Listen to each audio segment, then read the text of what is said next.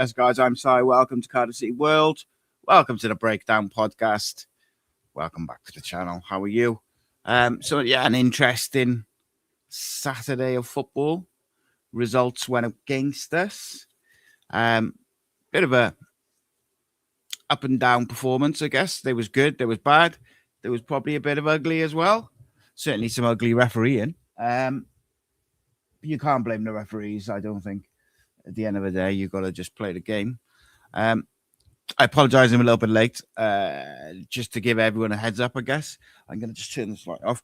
I'm not sure if we'll have the full hour today. My Crohn's has been playing up a lot today. I'm in quite a lot of pain and not feeling great. So we'll see how we go. We'll see how we go is all I'll say. I won't say no guarantees either way. But so look, it's transfer window season. Shuts tomorrow evening, 7:00. And of course, we signed Callum Scanlon today. Very good signing. We've got a recruitment report with a real detailed deep dive coming out with it on him Tuesday morning, I believe.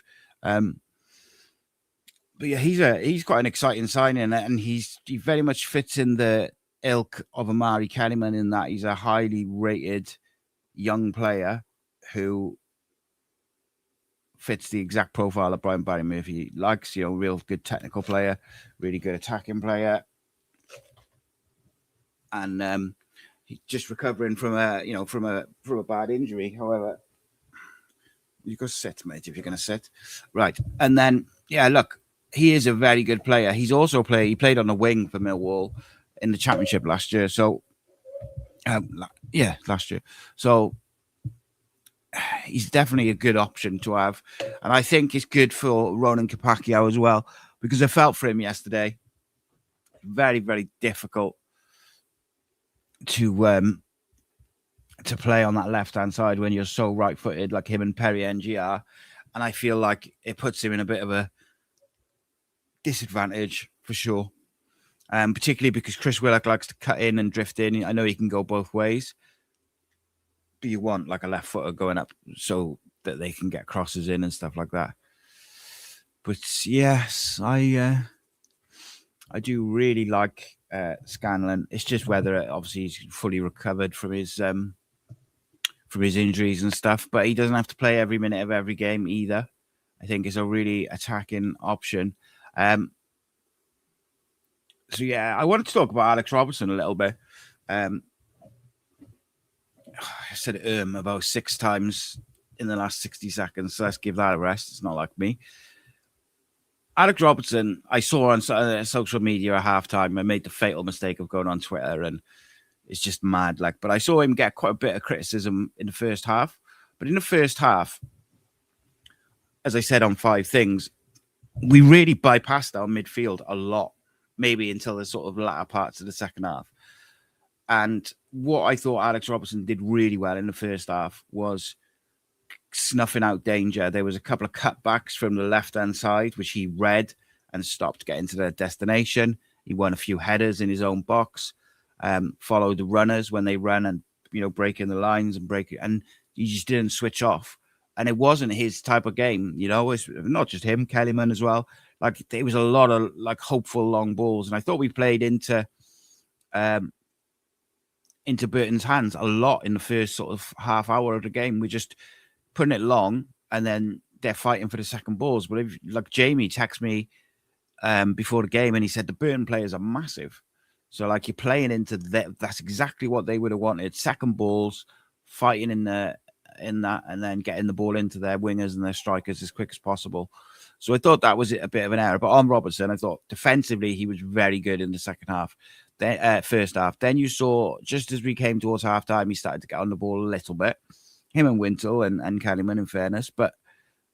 And then second half, I really thought him and Wintle were very, very good. And you could see he'd been told by the manager to get closer to Robinson, because Robinson's dropping in to link up a play. You need people going beyond him. And that first finish, for the finish for the first goal, is so much harder than it looks. To hit that first time and get the direction, the connection and everything on the swivel is like, or on as it's coming to you, it's a very hard skill to do with that much quality. And it was a great finish. And even the awareness for the second goal to take the corner and then drift in as the ball comes back over is very, very clever. And I thought it was really just a good all round. You saw the best of both sides of his game. For me, Cardiff look a lot better when he's in the side. And I also felt that when him and Kellyman come off, we lost certain aspects of our game. Now, I understand the subs, and I don't like, even at the time, I think they were the kind of subs I probably would have made myself. So it's not a dig at the manager as such. They just didn't work this time around. But I felt like when Kellyman went off, we lacked that sort of attacking link between the midfield and the attack and the strikers, whereby when Kellyman gets it, he looks up and he drives and he wins free kicks and he switches it out wide, and his first thought is forward, and he's very, very good at it. He's got quick feet, and when he came off, we just lacked that sort of cohesion or that link up play. And then when Robertson went off, I felt like we really lost a little bit of control. Maybe you could switch Joel and Turnbull, so Turnbull's deeper and Joel's in the sort of slightly further forward. I don't know, but look, I just thought, like I said, those substitutions were probably the subs I make. I'm trying to think if I would have done anything different. What could you do, really? I mean, you could have maybe put like Kean Ashford in the 10, or you put Isaac Davis on earlier and maybe have Robinson drop into the 10. But I honestly thought that we made a small pitch smaller in the first half. But once we started to knock the ball around, we looked good. And I thought we played some nice stuff on a shocking pitch for the vast majority of the middle part of the game. I thought Willock and Tanner were very, very good. I think Tanner got a bit frustrated early on where we kept trying to drop it over the top for him. But he was kind of coming to get it to feet and then give it back and then go in behind. We were just trying to drop it over the top.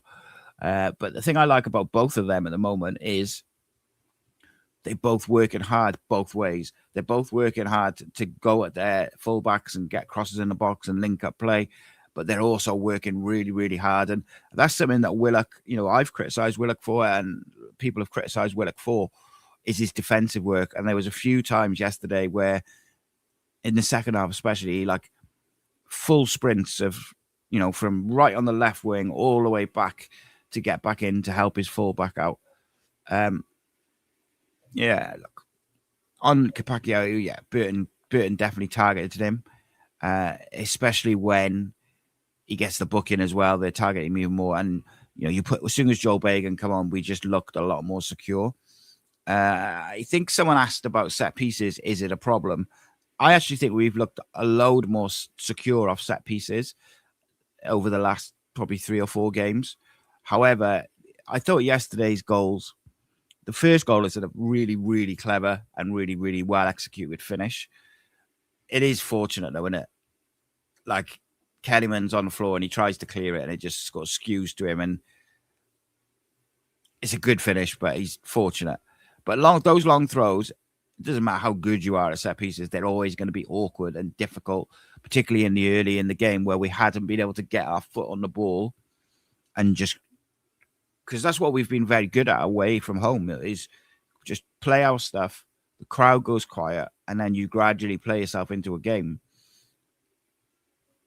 We just never quite did that for that sort of first half an hour, and it was trickier. But then even the second goal, I didn't think it was a free kick. I thought Fish just won the ball, but, whatever.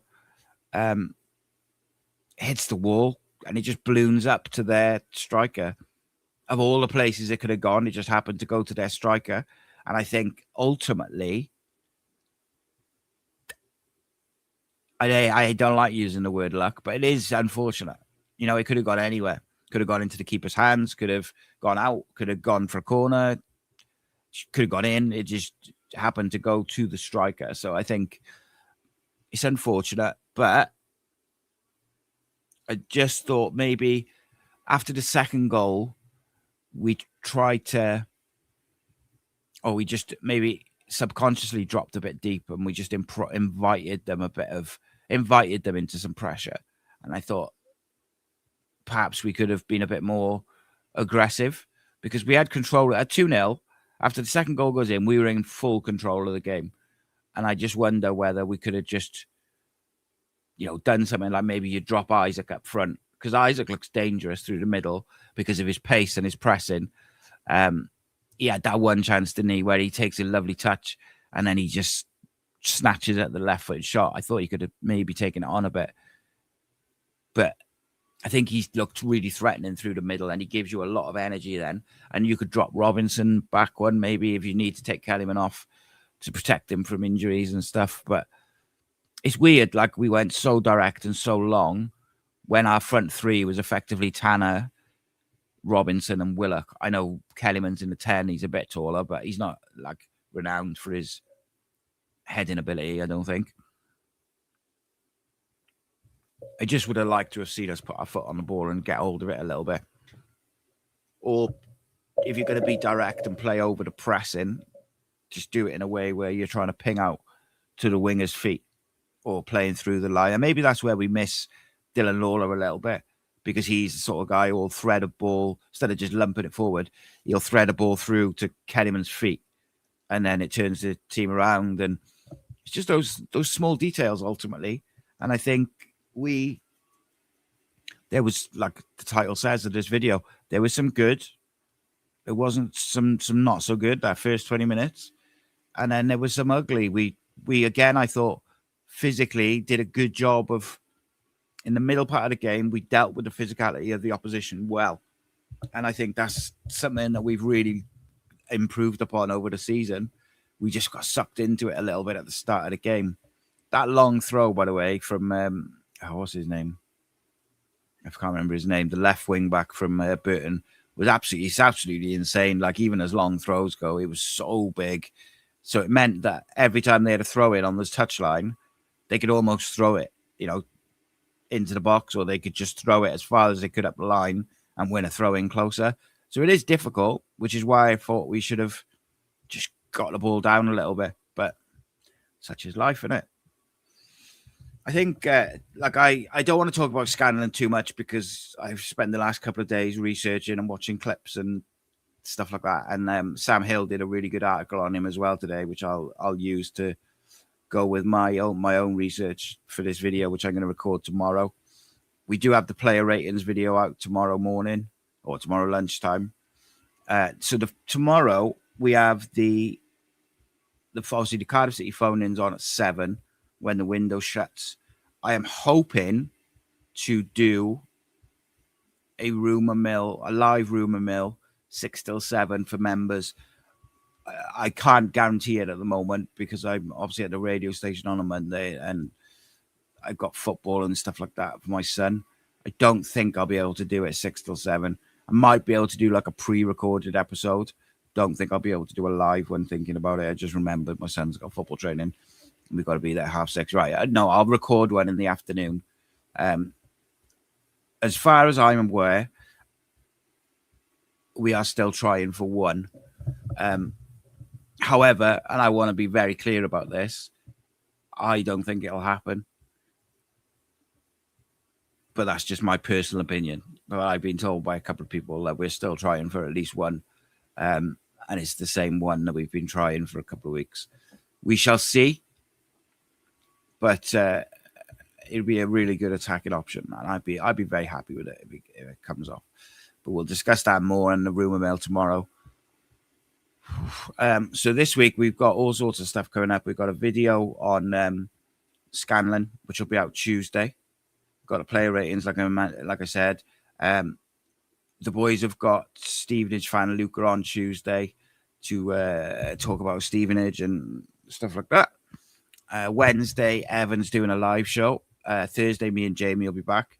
But I've also got Andy in the comments yesterday asked if I would do a video similar to the XG video we did about rest defense. So I'm going to do one of those. And maybe another recruitment report as well. Who knows? But look, what did I say, right? And this is what I would remind people of who are getting stressed because the results went away. And look, I'm one of them as well. I was proper stressed yesterday, but like I was reminded of this by someone very, very, very close to the first team today. And I would say this is, I said 2 weeks ago, win your home games and just pick up points away, whether that's draws or wins. Just find a way to not lose away. And like Burton have taken points from some big teams at their place. It is a really, really difficult place to go. They were much more aggressive, as we said in the preview they would be. And the tactical showdown, like they'd be much more aggressive in the way they pressed and the way they tried to do things. They get it up to the strikers quickly. They get set pieces. They put it in a box.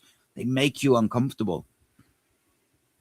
And one of the questions on 3 big questions Saturday morning was, can we get control of the game? And the first 25 minutes, we didn't get control of it. And we didn't keep hold of the ball. We kept giving it back to them. We kept making it a firefight for those second balls. And that's just not our game. We haven't got a take a drink, a Darko Gyabi or someone like that who's big and physical and, can compete in that way for second balls. We've got an aggressive box-to-box who's really technically, very good in Alex Robertson. And we've got a great reader of the game in Ryan Windle. We don't have a 6'4", big, strong, athletic player. If anyone saw the Adama Traore and João Pedro, if you see João Pedro's reaction when Adama Traore starts marching towards him when it all kicked off yesterday in that West Ham Chelsea game, like, you want someone that big, didn't you? Who's in there? So JT says this. He says, we should be hijacking the BN Carey deal to Rotherham. Tyro was an unnecessary signing and a left back is a bare minimum for the January window. So first of all, absolutely disagree with you that BN Carey would be a good signing, because he's, at the moment, and like as of today, he's no better than what we've got playing in the wide areas, and he's not going to play through the middle because of the physical side of it. In a few years, he will probably be better, but he's not there. He's not played first team football. He's very slight, technically excellent footballer. And I dare say, if he was still in the academy, he'd be in and around the first team for sure. But I think you sign a player like that, his club side are going to expect him to play week in, week out. And I just don't see that he would play for us. Now, if you can get a more ready-made winger who plays his football, plays week in, week out in the EFL and is quick and skillful and strong and who can also play through the middle, then that would be a different story, wouldn't it? Right? But for me, I think their club have made the right call to pull out of the Biancheri thing. It's just an opinion. I accept, I understand why people think that it was the right, like, he was an option, and he was an option. Just before Christmas, it looked like he was coming. I think I've done 2 recruitment reports on him. But I understand why we didn't pull the trigger. Tyra, we only got 2 keepers. If Trott goes down, we've only got Turner. We needed a third keeper. There was talk that Turner might go on loan. I don't know if that'll happen, but we still we did need a keeper because we've only got kids. If Trott was to get sent off or injured, we have got no experienced keeper. Even Matt Turner's only played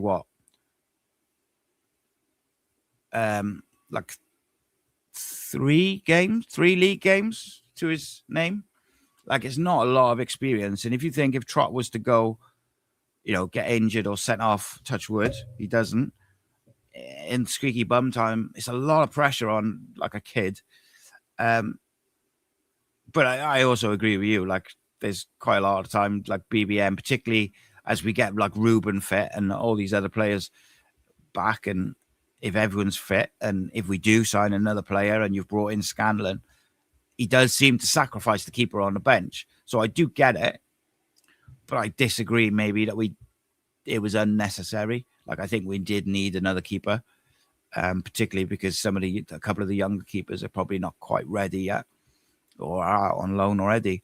I do think we need one more. I also am hopeful that we can get that one more, but I just don't see it personally. I think if we were going to get him, I think we'd have got him by now. But you know, money talks at the end of the day, I guess, doesn't it?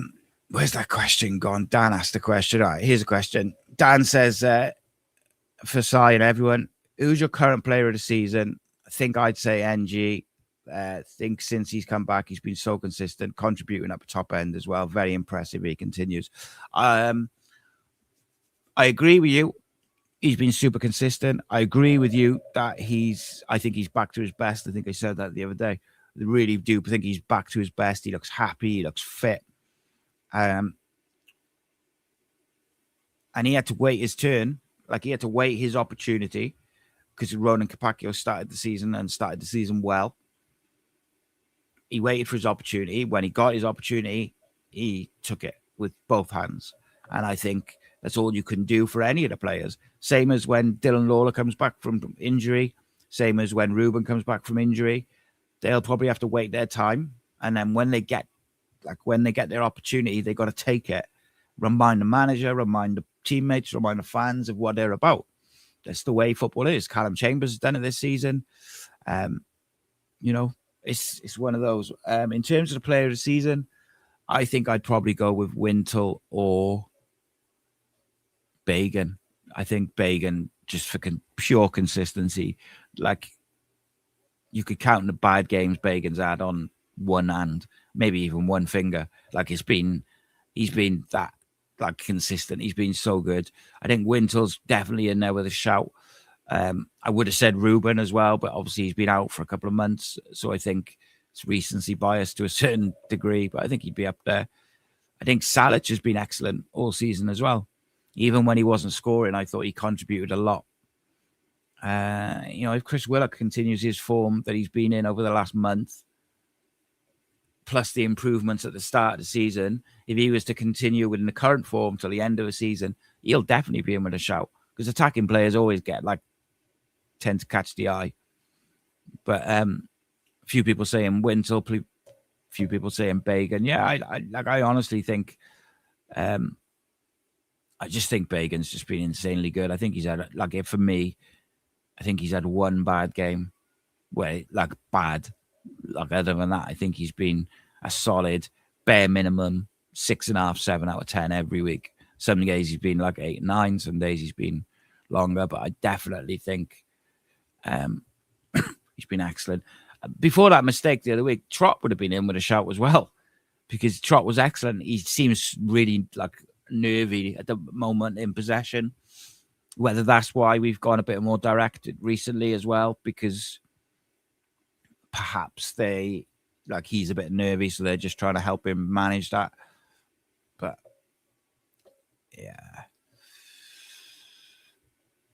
yeah, a few people, Bagan and Wintle seem to be the main sort of names. Obviously, NG's been great. Trott. Paul said maybe Chambers as well. Chambers, the mentality of that guy. And honestly, if you'd have told me that we'd be seeing this kind of form out of him and this kind of quality out of him at the end of last season, I wouldn't have believed you, honestly.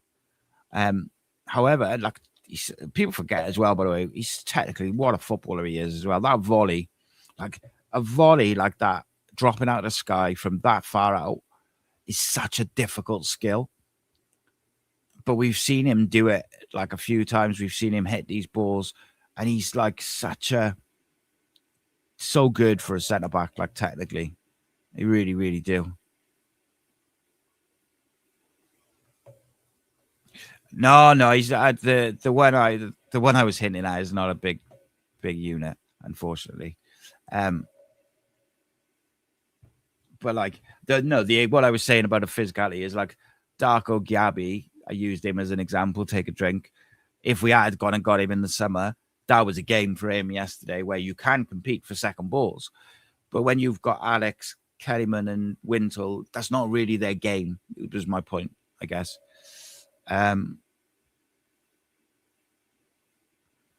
So that's interesting. Gavin says Chambers should lift the League One trophy if and when we get it in May, not Ruben. I think it'll probably be both of them, mate. They've both captained the side kind of throughout the season.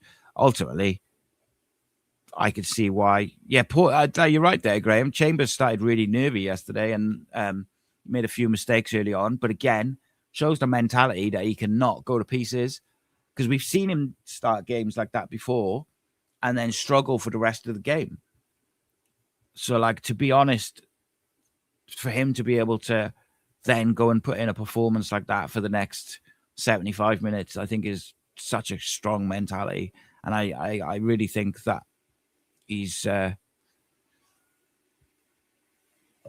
Ryan. You have to excuse nicotine stains on my fingers. It's my one bad habit. I've got to work out how to get them off. Can't get rid of them. Terrible. Not supposed to have caffeine or nicotine because I got Crohn's. Probably why I feel like rough, isn't it?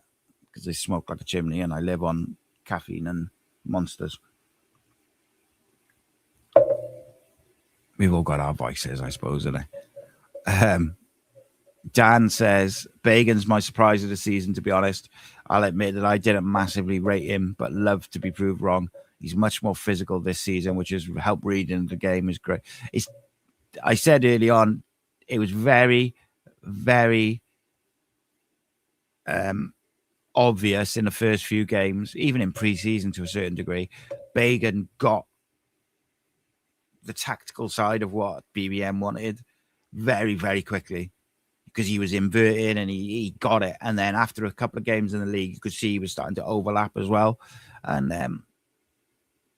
yeah, it was impressive.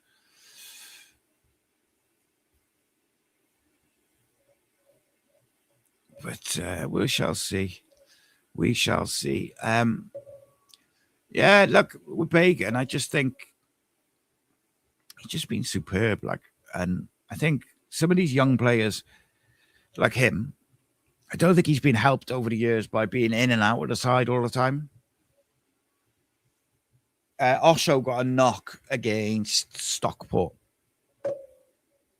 So, kind of is what it is. Yeah, I bet Bagan's happy to have left back in there. The other thing as well with Scanlon is he can play on the wing. So you've got two fullbacks in Kipakio and Scanlon, who should the need arise, you can kind of play him on the wing. You can, if you're trying to keep a lead in a squeaky bum game, like it is tight, you could put them on the wings in front of the fullbacks, and you can be really secure defensively, but also still have a bit of a threat going forward. So it'd be interesting. Biggest club in Wales. It's not even a question, is it? Come on. Cardiff City fan says, what position would you bring in if we were to have one by the end of the window? Oof. So it depends what you're asking me. If you're asking me what I would bring in, or if you're asking me what I think we'll get in if we do get another one, probably the answer is two different things. So if we get one, I believe we'll get a winger. If I was doing it, I would have got Darko Gyabi in the summer. I've been pretty consistent with that. I thought we should have followed up on it and got him. And I just think he's the one type of profile of midfielder that we just don't have. But, is what it is, isn't it? Don't want to get stuck on that again. Few people saying a 6. Yeah, I just think same problem with Bagan is with Wintle is you can't play every minute of every game. And I do feel like if Wintle gets injured, BBM seems to think I think he'd put I think he would put Alex Robertson there. That's not what I would do, but I'm not saying I know better than BBM by any means. He sees them train, he knows them, he knows him longer than anyone else. But like, one, I wouldn't want to take away from Alex being able to get forward because I think he's really, really, really good. But two, I think Joel Colwell would be who I would put in the 6 if we were, if Winter was to have an injury or get suspended or something like that. But you've also got a Chambers and a Osho who I think could do a job as well. I'd actually quite like them. But Joel played a lot of 6 in development football, so I think he's got the legs for it. And he did it for Cheltenham, as I believe, as well, for a bit. There's it's a question for you all then. If you wanted to bring in a backup for Salic or just an additional striker, what striker would you bring in from League One that you've seen already this year? If you could pick one. Like for me, I said this the other day, so it's not a surprise. I would love to see us in the summer stick a cheeky bid in for Don Ballard. If, like, assuming we win the league and stuff, I would definitely stick in a bid for him. I do like this. What's his name? Forgot it yesterday in my reaction. The striker who played yesterday for the goal scorer. I quite like him as well. Tolaj. Not a massive fan of Tolaj. I think he's been found out a little bit, but maybe that's just me. Callum Patterson. So I think people thought I was saying don't try and get him the other day. No, someone asked me a direct question: who would I rather up front, Callum Patterson or Callum Robinson? But I do think, I think it was Beasley, the one who scored the first goal. Basically, I can't remember what his name was. And I think Callum Patterson now, if we could get, like, I'm not saying we can, would be, or should be, or whatever. I'm not saying it's happening by any means. Someone asked me the question. If there was a way to get Callum Patterson in tomorrow, I would get him in. The man can literally play any position. Loves Cardiff. You know he's going to work his bollocks off. And he's got an eye for goal. Why wouldn't you want his experience in a promotion run? But I'm not saying like he's not going to come, is he? Let's be honest. JT said he'd upgrade Robinson or Davis tomorrow. Davis, for me, should be playing through the middle. Robinson, I think, for whatever reason, I don't know whether it's by design or like by instructions from the manager, or whether he's just adapting his game because he's lost a yard of pace. I've always felt like Callum Robinson was better playing on the shoulder and running in behind, because I think he's the best finisher at the club. However, for whatever reason, he doesn't seem to be doing that much. He seems to be more coming to get it to feet to link up play. Now, that might be by instructions, because obviously Yusuf does that a lot, and they want to be able to play the way they play. But if we're going to do that, I'd rather see Robinson have a go in the 10 now and again, and then put Isaac up front through the middle, because Isaac's pace creates space for others.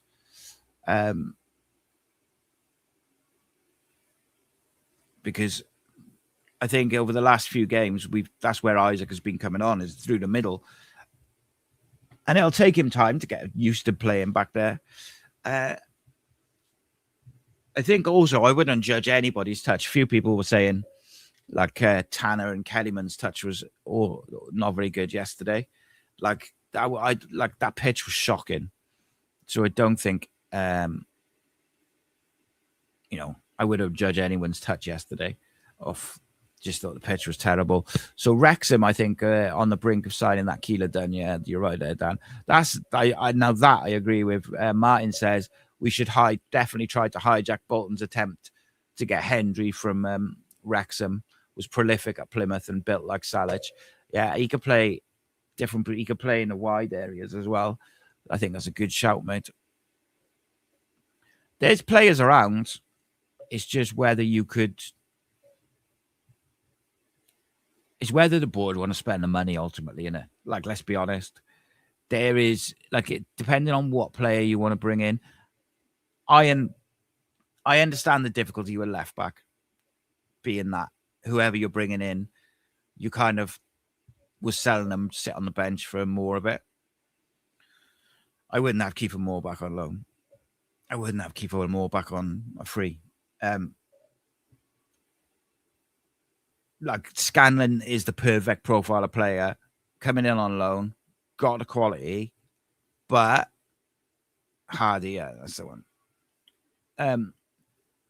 So Scanlon coming back from injury is not going to expect to play every game. He would, Dan. So, like, I can understand why we had some difficulty finding a left back or getting a left back over the line. Scanlon makes a lot of sense. I 100% think that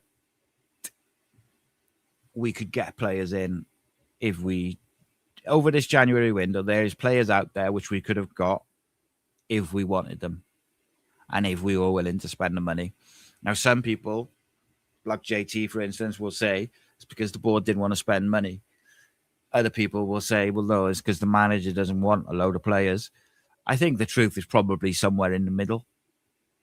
I don't think he wants loads. I think he'd like a couple.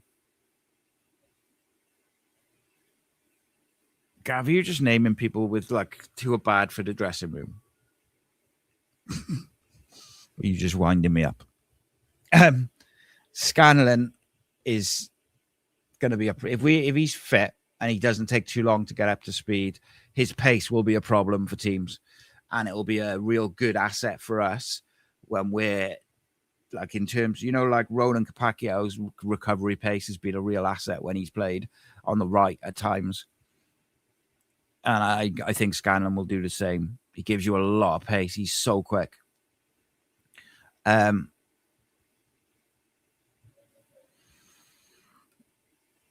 look, there's players out there. But it's what the manager wants. It's what the manager... They don't want to overpay, I guess. You do pay a lot in January, but I just believe that there's players that we could have got. No, Scanlon's... so people got a bit confused when he came off the other day. He played for Liverpool under 21s midweek, and he came off after an hour. And I think a few people, for whatever, I don't know if it was a social media thing, thought he'd come off injured. He didn't. He just came off because he was moving to us the next day. And I think this is the point, right? As Dan says here, BBM is very, very specific with player profiles. He's mentioned it in his presses since pre-season. So it's not like it's not his money. It's at the end of the day, it's not his money. It's not like he's not going to worry about wasting it. He's very specific about the players. You look at the players, right? Look at it a different way. Look at the players that we didn't keep in the summer. That were his decision. Look at the players we've retained. Then look at the players we've signed. They're all very, very specific. So, what fans, including me, might think, oh, that would be a good sign-in, or he'd be a good sign-in, or he'd be whatever. It might not be what the manager thinks, because the manager wants a very, very specific player and a very specific type of player, profile, technical ability. I also believe that's why Isaac has started playing through the middle, because he said early on in the season that he sees Isaac as a striker. So I can absolutely see he does, Ryan. You can absolutely... Jota from Notts County would be decent, says Jonathan. It's not a bad shout, mate, but I don't think... I don't even think we're going to get one more over the line, if I'm being honest. But the word on the street is that we are trying to get one more in. Whether that comes to fruition is another thing.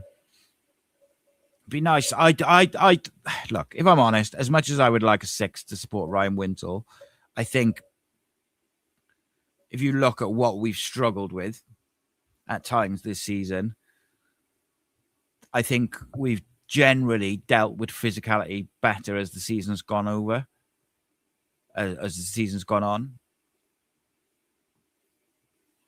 But I think in the final third, you can never have too many options, whether it's a bit more pace or a bit more maverickism from people like Tanner and Kellyman and Ruben when you come back. And that's what you've also got to bear in mind is you've got people like you've got Ruben coming back in probably a couple of weeks. He's already back on grass.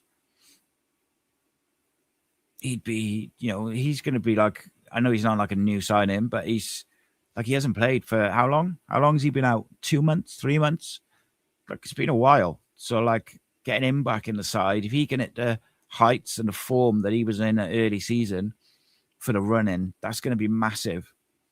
We need to find a way. For me, we have to find a way to get Kellyman and Ruben close together and playing, because I think they can both be massive assets to each other. Yes, I do, Dan. So Dan just asked the question, do you think the club have views on keeping Kellyman and Scanlon? Should we go up? Yeah. If I was predicting, in Kellyman's case, I think I kind of alluded to it in the video, and this is not based on anything other than a feeling. I think we'll try and get him on loan again next year, hopefully in the Championship.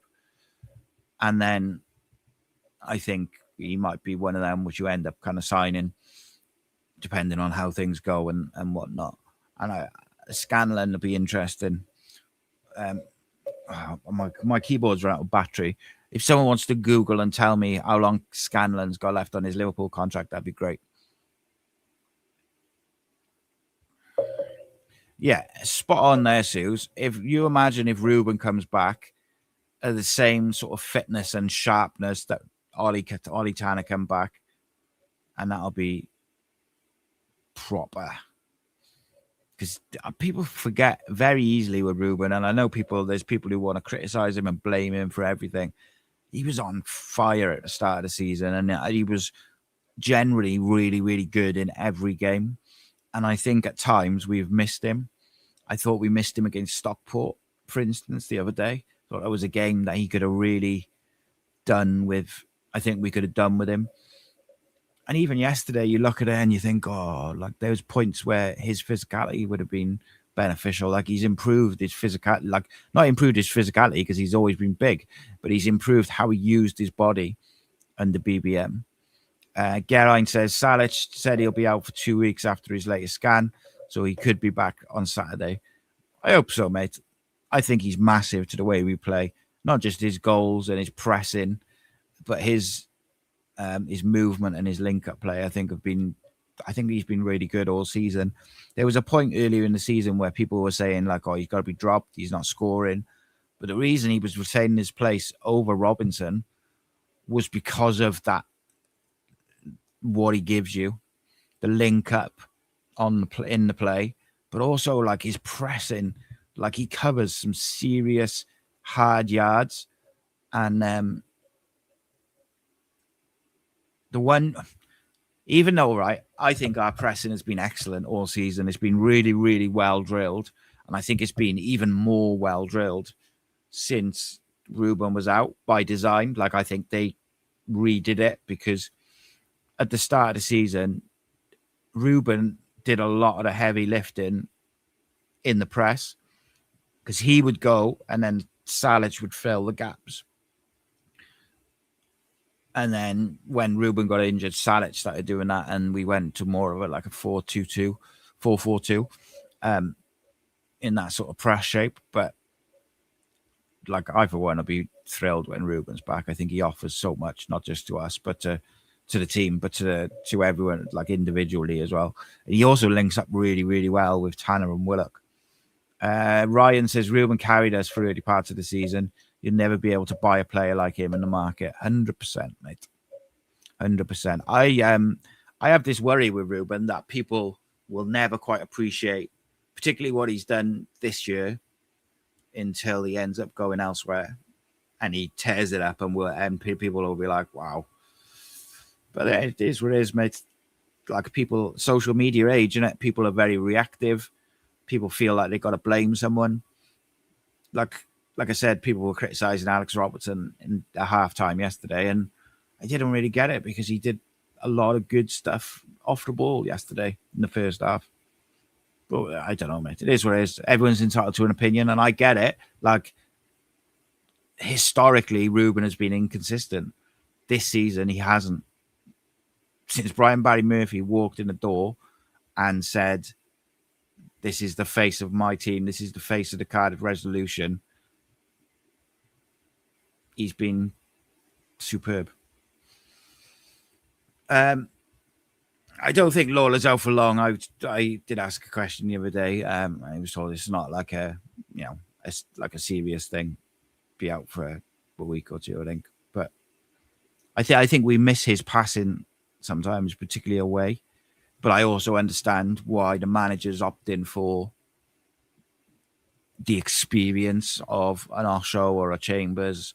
They give you a bit more physicality. I'll tell you who I thought was really good yesterday was Will Fish again. I thought he was excellent against Barnsley.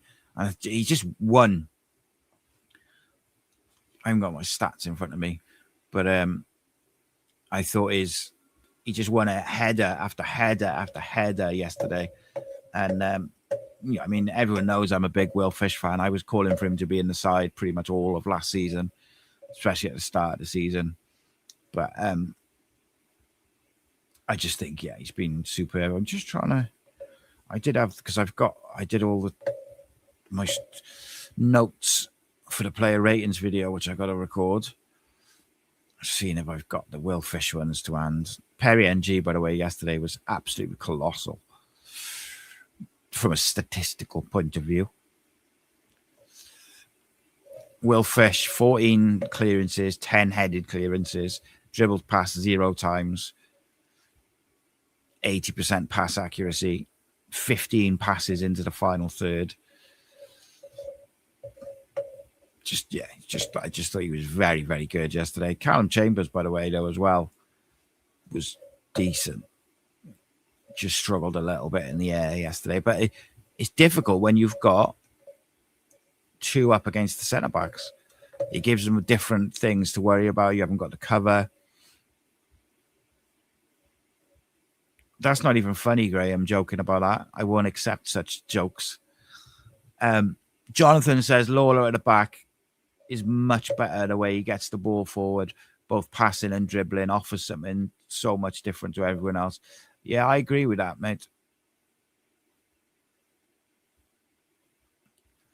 I think his ability to split teams open with one pass is super underrated. And what we did consistently at the start of the season was he would thread it through the eye of a needle, almost break lines into Ruben or Joel Colwell's feet.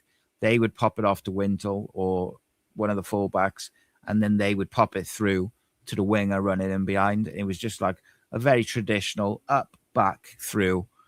But it just worked so well because of Dylan Lawler's passing accuracy and his ability to beat a press with his passing or with a drop of a shoulder. Cardiff City fan says, I haven't watched Rotherham. If Salic is unavailable, who would you put up top?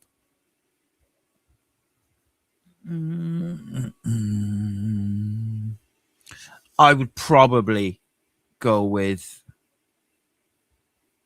the similar system to what we did against Barnsley, I think. Like, saying that, I would really like to see Isaac Davis play through the middle. And actually away from home is probably a good game to do it because teams will come at us a bit more when they're at home.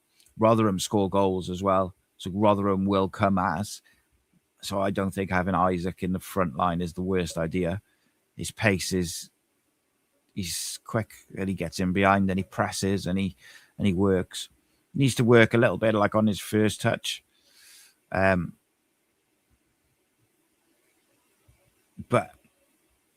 Isaac is one of them, which is you almost like what's the word? He suffers because teams don't play 2 up front, and he suffers because he can play wide and through the middle. Let the reason be love. Nice to see Tankovic on the bench, says Suze. Yeah, I think he'll be in the first team squad next year, Suze. He only returned to training on Monday, so that tells you how highly they rate him, that he was in the squad by the weekend, literally back in training Monday. I wonder whether the 18s or the 21s thought they might have him for Friday or Saturday, but they did not. Yeah, I think he's a quality player, Suze. And for people who are not as watched him as much as maybe I have, or I know Martin's seen much more of him than me, I really think with Tankovic, people who haven't seen the development sides play, they haven't seen the best of him, because when he played in the Virtue Trophy, he played wide, and he's not a wide player. There was a guy behind me at the Newport game who was like, "Oh, he's not up to it. He's no good. He's not going to make it." And I was just like, "Fucking no, it's a literal child." And it's madness. But yeah, I think he'll be in and around the first team next year, definitely. And I wouldn't be shocked if he's in, and depending if we bring people in and stuff. But I wouldn't be shocked to see. No, I think he's you got to remember, right? So just so people know what I'm on about. Cardiff City fan says, why is he on the bench to just stay there, though? Put him on the bench if he's going to come on. It's not just about that, though, mate. You got to think, this is a literal child. He's 16. It's getting him used to traveling with the first team. It's because it's one thing training with the first team on and off. It's one other thing playing in a home game, particularly when it's, a meaningless trophy, when all the other kids are playing. It's getting him used to traveling up on the bus with the first team, with the big name players, if you like. That's a really important experience and part of his development, because if he develops as much as they rate him, or as they think he will, he's going to be in there sooner than later playing. So it's getting him used to being around them, how the manager works, what the manager expects, training with them, warming up, what happens on a match day. How is it different to the under 21s? How is it different to the 18s? How is it different to the under 17s? Or 16s? There's a lot of it which goes into it, mate. And I think it's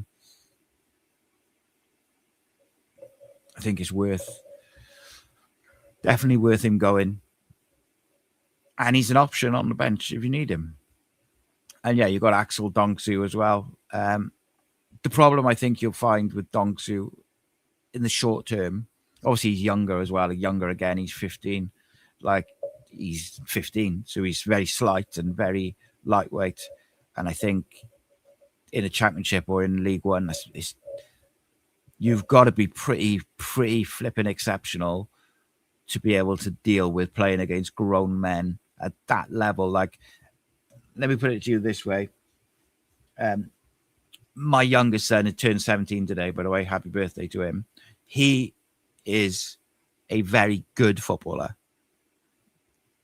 Not quite good enough, but at this point, in terms of academies and stuff like that, he kind of fell out of that system. But he's very, very good.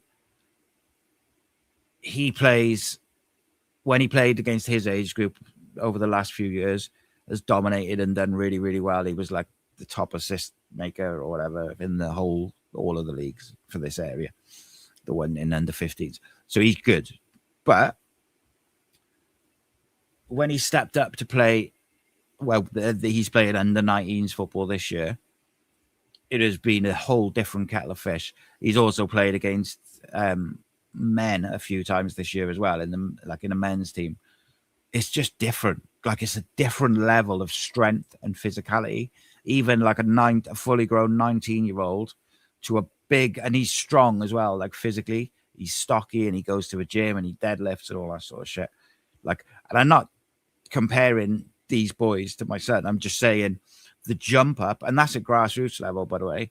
Like, you think of it from development football, which is only a bit above grassroots, to then elite football championship, one step away from League One, one step away from the Premier League, like against grown men, experienced professionals.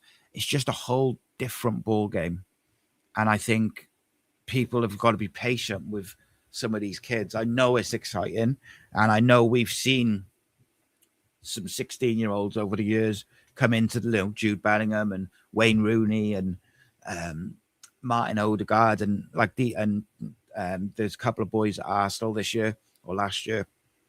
Like, I know we see them and we see them, but like, they are few and far between. There's not many 16-year-olds who are physically able, no matter how good they are, to deal with playing with men in elite sport.